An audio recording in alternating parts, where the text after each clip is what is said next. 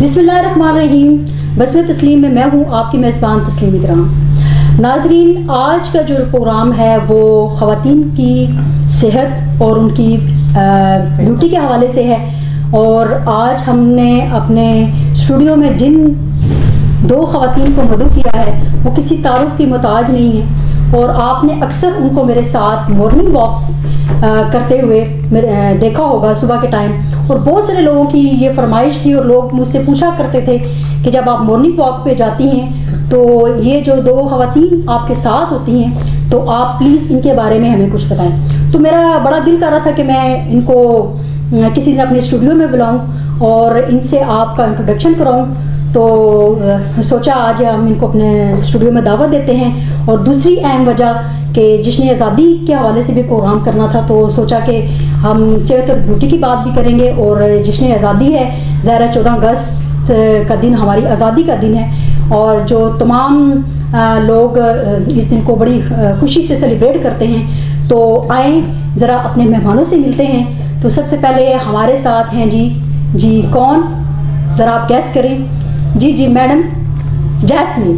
अस्सलाम वालेकुम। जी madam jasmine, आज आप बताएं जी आपको यहाँ आके कैसा लगा? हाँ जी, बहुत अच्छा लग रहा है और मेरे पास वजाहत के लिए अल्फाज नहीं है।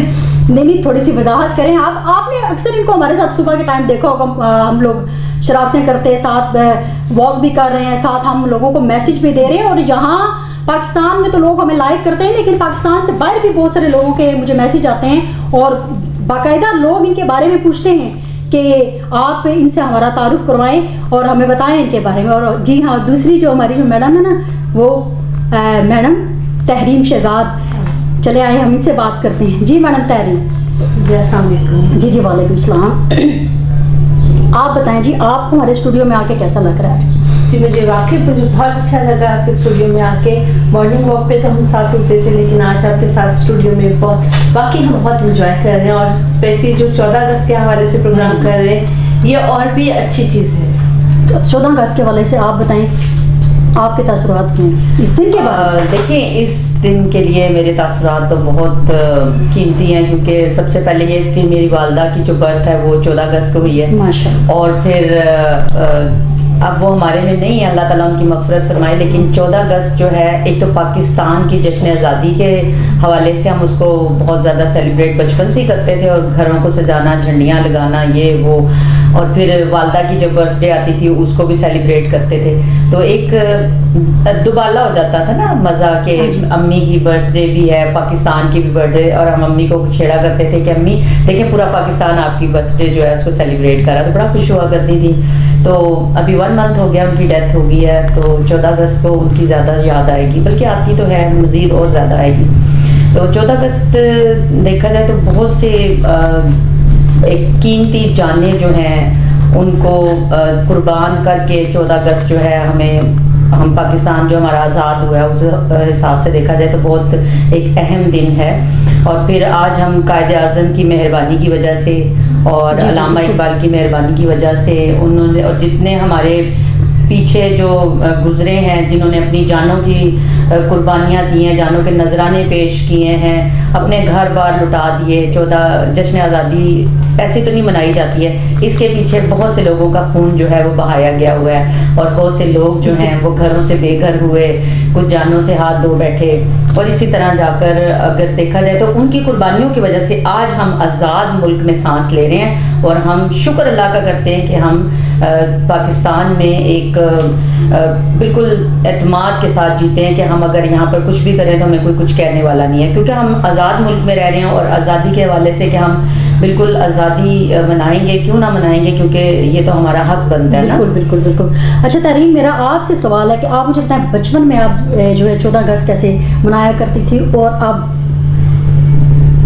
आपका मतलब वही अंदाज है बचपन से मनाने वाला या अभी तक? अभी तो मुझे तो आप ग्रीन ड्रेस में इतनी खूबसूरत लग रही हैं माशाल्लाह से। ये नाजरीन देखिए कितनी प्यारी शहजादियाँ मेरे साथ बैठी हुई हैं। ये तो आप इनके ड्रेस देखें, स्पेशल ये जो ना आज 14 अगस्त के हवाले से ये पहन के ये ना ड्रेसिंग करके। जी तहरीम बताएं। जी बचपन में तो देखें जो मेरे फादर थे वो अब हमारे साथ नहीं है, लेकिन उनका था कि वो 2-3 दिन पहले, बल्कि अगस्त से पहले से उनकी तैयारी शुरू हो जाती थी। वो स्पेशली होममेड झंडियाँ बनाना, फ्लैग लगाना, पूरे घर की डेकोरेशन करना। और 14 अगस्त की नाइट में उनका ये होता था कि सुबह में बच्चे उठेंगे, मॉर्निंग में वो जाके देखेंगे।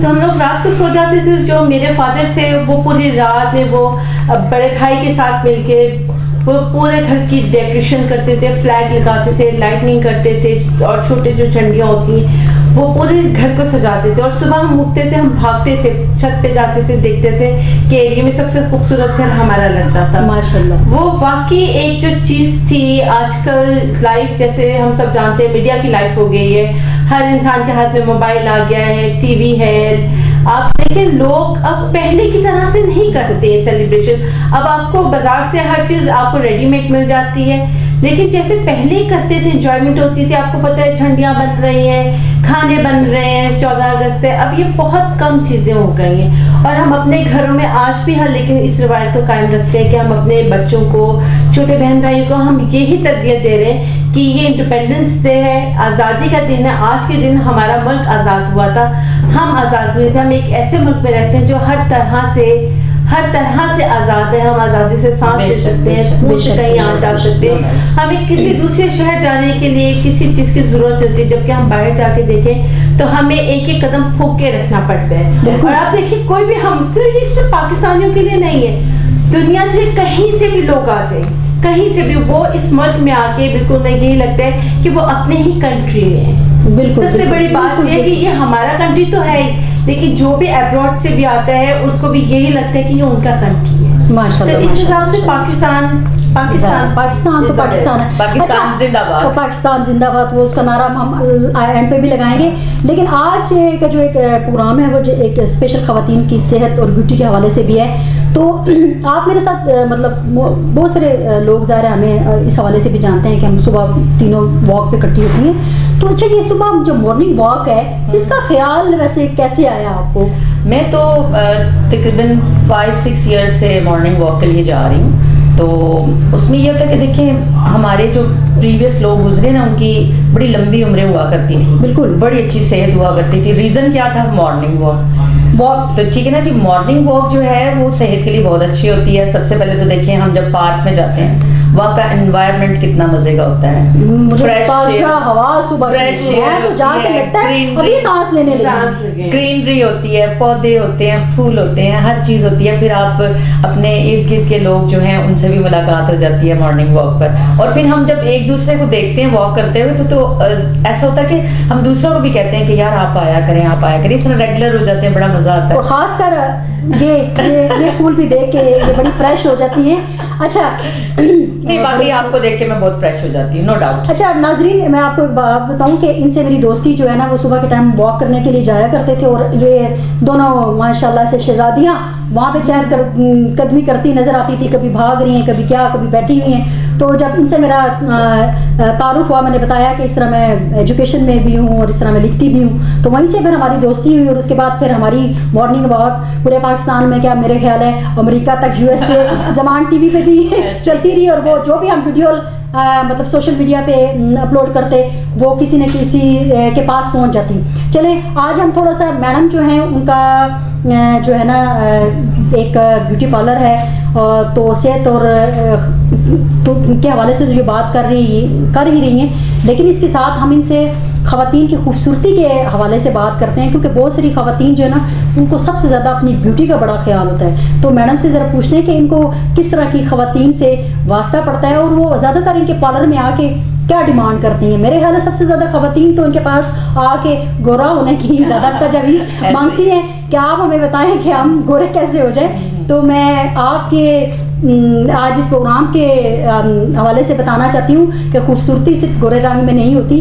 अगर आपका फेस पुरकशिश है, बेदाग है, और आपका अंदर रोशन है, आपका ज़मीर अच्छा है, तो वो सारी चीज़ें भी आपके फेस पे जो है ना एक निखार बन के नज़र आती हैं। तो जी मैम आप बताएं जी, ख़वातीन आके पार्लर में आपसे किस तरह की डिमांड करती हैं? मोस्टली ऐसा होता है कि जी हमारा रंग बड़ा काला हो गया है, पता नहीं मौसम। फिर हम कहते हैं जी मौसम के असरात हैं, क्योंकि आपको पता है अगस्त चल रहा है, तो जून जुलाई अगस्त तो वैसे ही बड़े हॉट होते हैं और उसमें स्किन वैसे ही ख़राब हो जाती है, पसीना नमकिया आता है फेस पे पसीने के ज़रिए, तो उससे स्किन ख़राब हो जाती है। तो फिर मैं उन्हें यही एडवाइस करती हूँ कि यार एक तो अपनी डाइट अच्छी रखें, लाइक फ्रूट्स, सैलड और फ्रेश जो खाना है वो आप खाएं। पानी का ज़्यादा इस्तेमाल। पानी में इस तरह कहती हूँ कि आप एक बॉटल लें, उसमें लेमन को बारीक बारीक काट लें, खीरे को बारीक बारीक काट लें, थोड़ा सा पुदीना डाल लें, ठीक है, और उसके साथ आप उसमें तुख मलंगा डाल लें, बना के रख लें 1 लीटर पानी में, और वो दिन में आप थोड़ा थोड़ा करके पीती रहें। उसका ये फ़ायदा होता है आपकी स्किन फ्रेश रहती है, आपका स्टमक जो है वो अपसेट नहीं होता, वो ठीक रहता है, आपकी जो बॉडी का वेट है वो बढ़ता नहीं है, उल्टा रिड्यूस ही होता रहता है, ठीक है। और उसके साथ आपकी स्किन शाइन करती है, ग्लो करती है। पुदीना जो आपको पता है वैसे स्किन के लिए बहुत अच्छा था, लेमन जो है वो भी बहुत अच्छा था, उसके साथ आप मतलब आपको हाजमा बेहतर रहता है। तो इन चीज़ों से भी हो जाता है। फिर दूसरा ये कि हम फेशियल वगैरह की भी एडवाइस करते हैं भी, अगर आपकी स्किन बहुत ज़्यादा ख़राब है तो आप फेशियल ले लें। तो फेशियल लेने से ये होता है कि आपकी स्किन जो है वो साफ़ हो जाती है, जो आपकी बॉडी में मतलब फेस पे जो दाग धब्बे होते हैं वो जाते रहते हैं, स्किन फ्रेश हो जाती है, फ्रेकल्स खत्म हो जाती हैं, एक्ने का जो अगर प्रॉब्लम होता है वो भी ठीक हो जाता है। लेकिन मैं आपकी एक बात यहाँ से मुझे बात याद आ गई है कि लेकिन बहुत सारी ऐसी ख़वातीन हैं जो है ना बहुत खूबसूरत लगने के चक्कर में जो अपना उनका वो पहले से जो उनका जो हाल होता है उसको भी वो सत्यानाश करके छोड़ देती हैं। ज़रूरी नहीं है कि जो ब्यूटी क्रीम तहरीम यूज़ कर रही है, ये जो आप यूज़ कर रही हैं वो मुझे भी सूट करेगी, या जो प्रोडक्ट्स मुझे सूट कर रही हैं वो आपको भी सूट करेगी। तो मेरी ख़वातीन से यही रिक्वेस्ट है कि अपनी पर्सनैलिटी के लिहाज से पहना करें और अपने स्किन के हिसाब से जो चीज़ आपकी स्किन पे सूट करती है, चाहे वो क्रीम है, चाहे वो लिपस्टिक है, चाहे वो नेल पॉलिश है, किसी भी प्रोडक्ट्स के, और अच्छी प्रोडक्ट्स आप यूज़ करें कि ये ना हो कि आप ज़्यादा बेहतरीन बनने के चक्कर में आप जो बेहतर हैं आप उससे पहले से हाँ जी पहले से भी। तो आप ज़रा मैडम तहरीम से भी पूछते हैं कि ये अपनी सेहत का राज बताएं जी, ये भी बताएं जी इनकी सेहत का राज बताएं, ब्यूटी का राज बताएं, कुछ भी बताएं। माशाल्लाह से आप तो ये है कि 8 घंटे आप सो जाएं, कोई भी सो जाए उसकी नींद पूरी हो जाए, नींद तो आप फ्रेश नजर आएंगे, खुश रहे, हंसते रहे, मुस्कुराते रहे, और सर को ठंडा रखें, पाँव को गर्म रखें। उसका मतलब ये है कि आप गुस्सा कम करें और चलते फिरते रहें। आप मैं आपकी बात चलते फिरते नहीं, वॉक करते रहे। वॉक करने से कोई बात है कि आप नींद की जहाँ तक आपने बात की ना, अब तो आप देखें सोशल मीडिया का दौर है, पहले लोग रात को 11-12 बजे सो जाते थे और सुबह जल्दी उठना, अब तो पूरी रात लोग नींद ही नहीं करते हो, पहले जागने का ऑप्शन ही ना होता था, मोबाइल होते हैं, इंटरनेट है, छोटे छोटे बच्चों को होता है कि टांगों में दर्द। आप देखें 90% बच्चे स्कूल से आते हैं हमारी टांगों में दर्द है।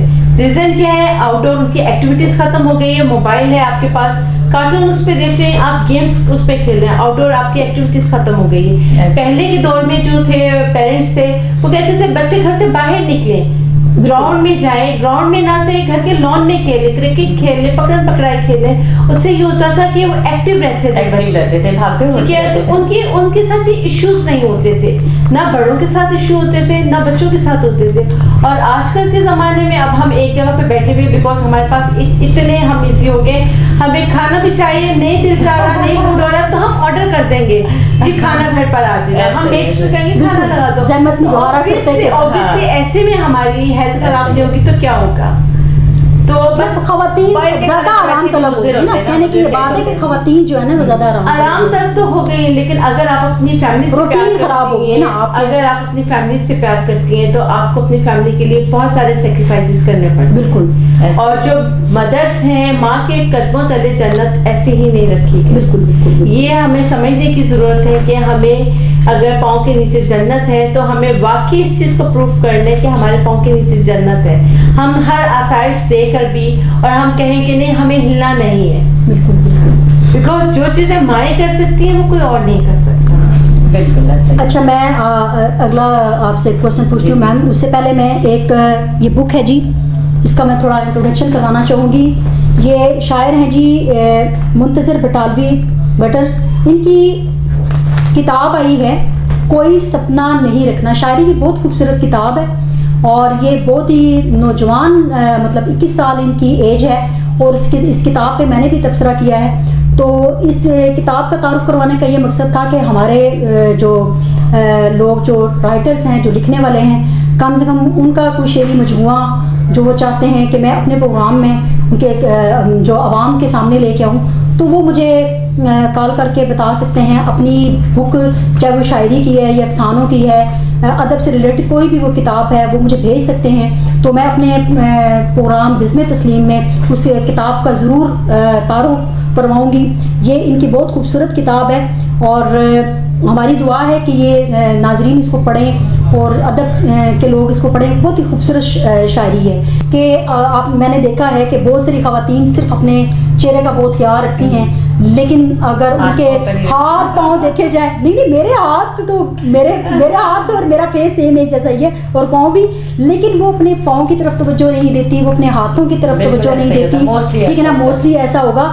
तो उनके लिए थोड़ा सा एक मैसेज ज़रा आप बताएं। मैं यही मैसेज देना चाहूँगी कि वो ख़वातीन जिनके पाँव बहुत ज़्यादा ख़राब होते हैं या हाथ बहुत ज़्यादा ख़राब होते हैं, तो अगर वो पार्लर नहीं आना चाहती हैं तो वो घर में बैठकर भी मत आए, घर में बैठकर भी ठीक कर सकती हैं। जैसे पानी को गर्म कर लें, नीम गर्म से थोड़ा सा ऊपर गर्म कर लें, उसमें थोड़ा सा शैम्पू डाल लें या कोई सा भी सोप होता है लिक्विड, वो डाल के आप उसमें पाँव डालें और अच्छे से 10 से 15 मिनट रखें और हिलाती रहें थोड़ा थोड़ा। और हाथ बल्कि वो जो मोस्टली आजकल तो बड़े लेटेस्ट किस्म के झामे से आ गए हैं, वो उसको पाँव पे लगाएं तो उसमें पाँव साफ हो जाते हैं। उसके बाद उसको ताज़े पानी से साफ करके कोई सा मॉइस्चराइजर लगा लें, अपना नेल्स को साफ कर लें, अगर बड़े हुए तो उन्हें काट लें। वैसे तो नेल्स बड़ा कुछ तो पार्लर्स में चली जाती है, मैनीक्योर पेडिक्योर करवा देती है, लेकिन जो नहीं जा सकती वो घर में कर लें और आपके पाँव बहुत साफ सुथरे खूबसूरत, और सॉक्स पहन लें ऊपर, और आप देखिए अगले दिन आपके पाँव इतने खूबसूरत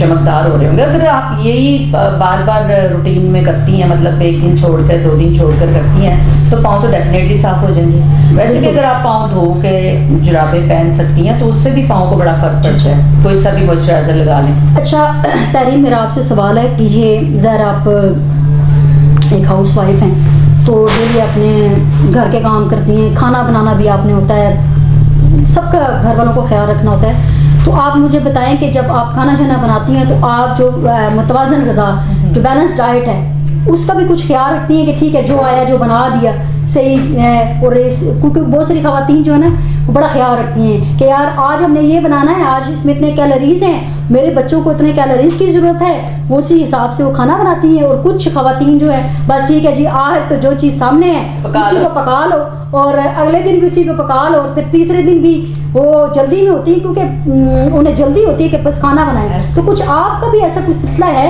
जी बिल्कुल, मैं अपने बच्चों को, मेरे अपने भी बच्चे हैं माशाल्लाह से, मेरे तो बहुत प्यारे प्यारे दो माशाल्लाह से और उनको मैं बिल्कुल एक मुतवाज़िन ग़िज़ा देती हूँ। मैं उनको पराठे खिलाती हूँ, मैं उनको असली घी खिलाती हूँ, मैं उनको अंडा ज़रूर खिलाती हूँ, क्योंकि आजकल के बच्चों को इन चीज़ों की बहुत ज़रूरत है।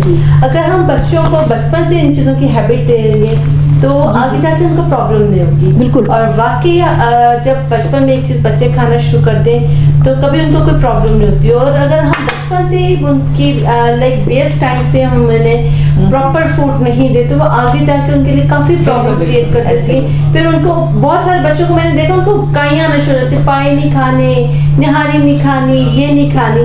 तो लेकिन हमें इस चीज़ का बहुत ख्याल रखना चाहिए। अच्छा, अब स्किन की भी बात होगी, हाथ पाँव की भी बात होगी, तो सबसे ख़वातीन की अगर ब्यूटी की बात आती है तो सबसे पहले बालों की जो है ना, अगर उसकी हम बात नहीं करेंगे तो मेरे ख्याल हमारा प्रोग्राम अधूरा रहेगा।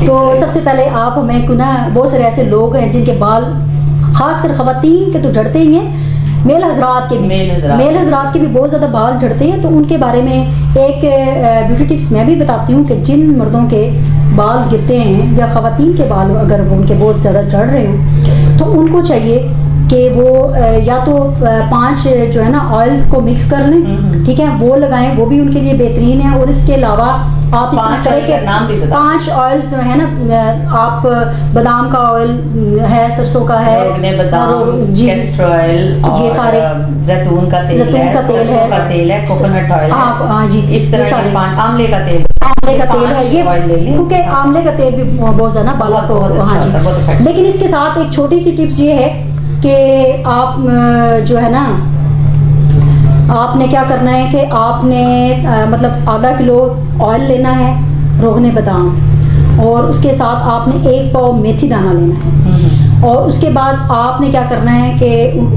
तेल को चूल्हे पे चढ़ा देना है, ठीक है। और उसमें आपने जो मेथी दाना है ना वो भी उसमें मिक्स करना है, और साथ में 1 गिलास पानी डालना है। जब 1 गिलास पानी आप उसमें डालेंगे, मिक्स करेंगे, तो वो जो ऑयल है ना वो पकना शुरू हो जाएगा। जब पकना शुरू हो जाएगा तो जब वो आपने 1 गिलास पानी उसमें ऐड किया था ना, जब वो बिल्कुल ड्राई, हाँ जी, वो जब ख़त्म हो जाए तो आप उसको छान लें और उसको एक बोतल में महफूज कर लें। और उसको आप जो है ना वीक में 2 बार अपने बालों का मसाज करें, और ज़ोर ज़ोर से मसाज नहीं, बिल्कुल अपने नर्म पहुँच से आपने, हाँ जी, उसके आपने मसाज करना। तो फिर आप बताइएगा कि आपके जनाब बालों का मतलब कि कोई इस पर असर हुआ या नहीं हुआ। अच्छा नाजरीन, अब हमारे प्रोग्राम का वक्त ख़त्म होने वाला है, लेकिन जाने से पहले मैं आपसे इजाज़त तो चाहूँगी, लेकिन उन तमाम लोगों का शुक्रिया अदा करूँगी जो सोशल मीडिया पे हमें बहुत पसंद करते हैं, बहुत लाइक करते हैं, और सोशल मीडिया पे और मेरी अदबी तंजीम तस्लीम इकराम के नाम से जो बज़्म तस्लीम जो मैंने बनाई हुई है उसको बड़ा कमेंट्स करते हैं, और बहुत सारे लोगों ने इस पर तबसरा किया है, बहुत सारे लोगों ने मुझ पर कॉलम लिखे हैं। उसमें वाकंड के मोहम्मद उस्मान, उसका मैं स्पेशली तौर पे शुक्रिया अदा करूँगी। इसके अलावा कोयटा से हैं शेख फरीद साहब, उनका मैं स्पेशली शुक्रिया अदा करूँगी कि उन्होंने मुझ चीज़ पे बड़ी खूबसूरती से तबसरा किया, और मेरी शख्सियत और मेरी पर्सनैलिटी और मेरे काम के हवाले से उन्होंने बात की। अगले प्रोग्राम तक के लिए इजाज़त चाहती हूँ। जाने से पहले स्क्रीन पे जो आपको नंबर नज़र आ रहा है, इस पर कॉल करके अपनी किताबें आप मुझे तबसरे के लिए भी भिजवा सकते हैं, और प्रोग्राम में मैं इनका तारुफ करवा सकती हूँ, उसके लिए भी आप भिजवा सकते हैं। अगर प्रोग्राम में आप लोगों ने शामिल होना है तो उसके लिए भी आप मेरे से रब्ता कर सकते हैं। अगले प्रोग्राम तक के लिए इजाज़त चाहती हूँ। आपकी मेज़बान तस्लीम इकराम बज़्म तस्लीम के साथ अल्लाह हाफ़िज़। पाकिस्तान जिंदाबाद, पाकिस्तान जिंदाबाद।